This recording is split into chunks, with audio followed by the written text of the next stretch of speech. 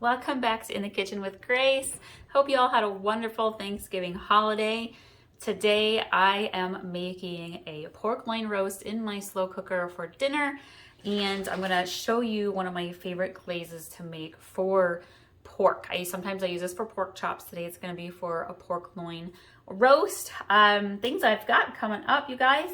I am going to be making ciabatta rolls with my homemade sourdough starter. I just fed it. I've had this sourdough starter going for a while now. So if you're interested in learning how to get a sourdough started, I will link to that video above. It's great for making homemade bread and rolls. We're gonna do ciabatta sandwiches later this week. We're gonna do a honey ham and Swiss version, and then we're going to do a Cubano version. My husband loves Cubano style sandwiches, and so we're gonna make that as well. So I got my sourdough starter fed here, and I'm gonna jump in with my glaze. Other things that I'm making this week, you guys, is cherry almond sugar cookies. We're getting closer to Christmas. It's time to start holiday baking, and so I'm gonna be making those. And I think I have a fruit smoothie bowl also coming your way. Up to a lot of good things. If you haven't checked out the most recent videos I've done, we did creamy sausage penne pasta, and we did hot German potato salad with bourbon barbecue meatballs. Oh my gosh, that's another amazing crock pot slow cooker recipe. All right, so this is my pork glaze recipe. It's one of my favorite go-tos. I will also link to my other video I just did recently that includes 3 different glazes that you can use for meat, for ham, chicken, turkey, pork. There was an apricot glaze, a maple brown sugar glaze, and a cherry maple glaze in that video. So if you're looking for some other alternatives to this one, you can check that out also. Basically, I have a very basic glaze recipe, and then I just expand upon it depending on what I am cooking and what mood I'm in, what flavors I want. And so, grab my little teaspoon measures here. To start this glaze recipe, it's very simple. You need some cornstarch, some lemon juice, some honey, and then whatever kind of jam that you want to use. And we're gonna do 1 tablespoon of cornstarch.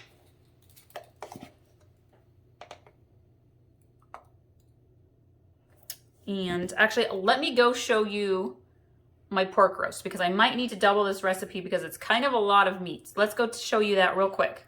This is going to be an easy dinner. We have kids' activities tonight, so we're coming and going.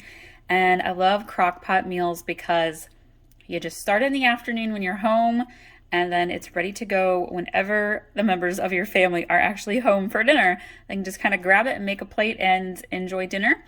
And so I'm going to show you my glaze for my pork loin roast.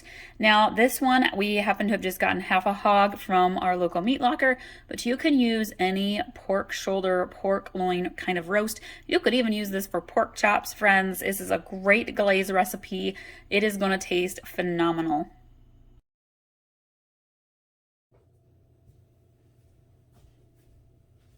So I think I'm actually going to double my recipe, my glaze recipe, because I have so much meat in the crock pot. I really want the flavors to seep in good. So my original recipe calls for 1 tablespoon cornstarch. Today I'm going to use 2. And then it calls for 1/2 cup of honey. I've got a big jar of honey here. Now if you want to, maybe you don't have as much honey and you don't want to use that much. If you've got maple syrup on hand, you could use maple syrup along with it or instead of.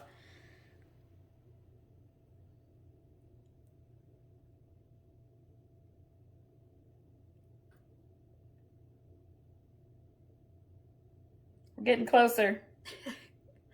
Honey is a slow squeeze. All right, close enough. Call that good. I'm gonna let that kind of drizzle in. And then you need 3 teaspoons of lemon juice.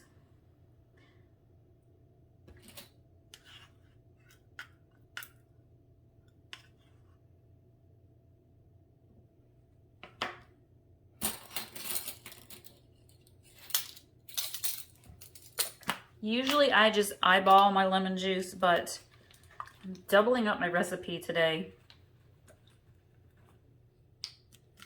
So I'm going to actually measure it. 1, 2, 3, 4, 5, 6. And I will leave this recipe in the description below, the original recipe, and I'll make a note on there that I doubled it if you're watching the video.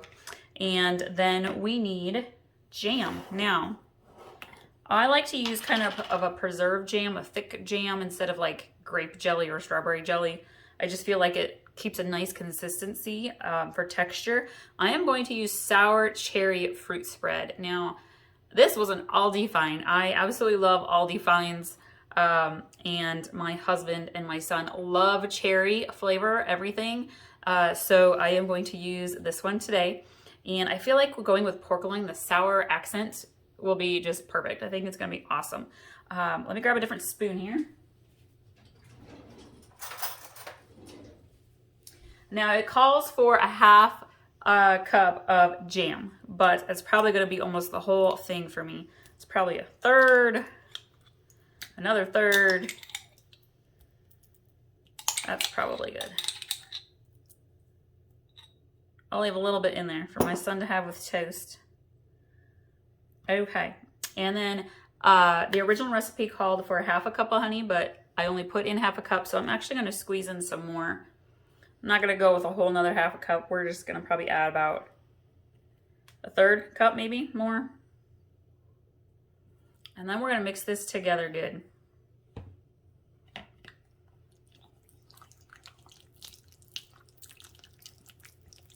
Now, I am making my pork loin in the slow cooker, but if you wanted to make your meat in the oven, what I would do is I would put all of this mixture into a skillet and let it simmer for just a minute or two and kind of blend and melt together really nicely. But I'm doing it in the slow cooker, and I feel like the juices really just kind of sit in there and dance around the meat. So that's what we're gonna do. Just make sure it's mixed in real nice, real good. This made quite a bit. This is a good sized bowl. It's probably about 2 cups worth, maybe 3 cups worth of glaze here. So again, I have a lot of pork in that crock pot. I'm gonna take this over and pour it on.